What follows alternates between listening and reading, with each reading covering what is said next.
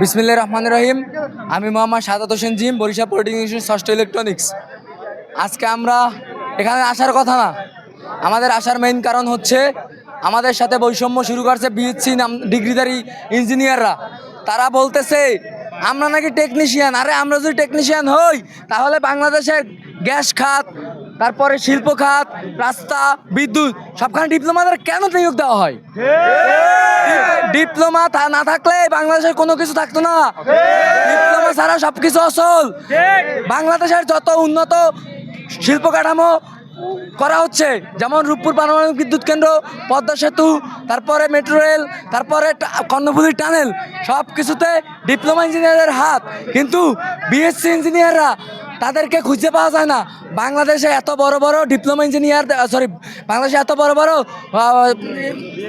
বিএসসিদের varsity যেমন বুয়েট, চুয়েট, রুয়েট, কুয়েট, তাদের থেকে একটা ভালো ইঞ্জিনিয়ার পাওয়া যায় না। কেন পাওয়া যায় না? তারা বানায় অটো।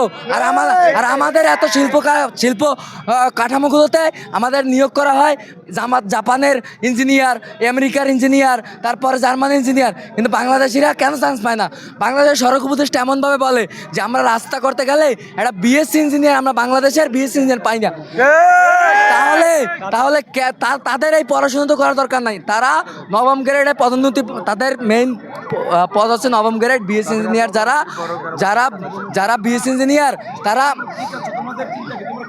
আমাদের দাবি যতক্ষণে মেনে নেওয়া না হবে আমরা প্রতিদিন আন্দোলন করব।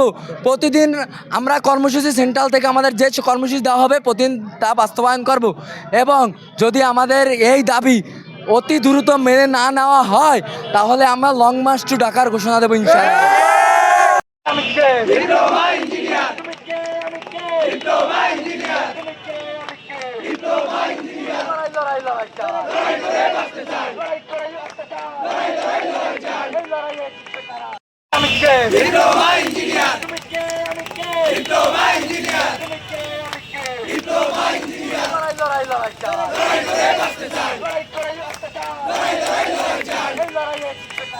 যে উপ সহকারী প্রকৌশলী পদের জন্য যে বিএসসি ইঞ্জিনিয়ারদের যে কমিটি করা হয়েছে, আমরা সবাই সেটা দেখেছি। এবং আমরা ডিপ্লোমা ইঞ্জিনিয়ার যারা আছি তারা এটাকে আমাদের পেশাগত অধিকারের উপরে আঘাত হিসেবে দেখছি। এবং আমরা মনে করি যদি এই যে কমিটি এবং এই যে দাবি যদি বাস্তবায়ন করা হয় তাহলে হচ্ছে আমাদের ডিপ্লোমা ইঞ্জিনিয়ারদের কর্মসংস্থান কমে যাবে।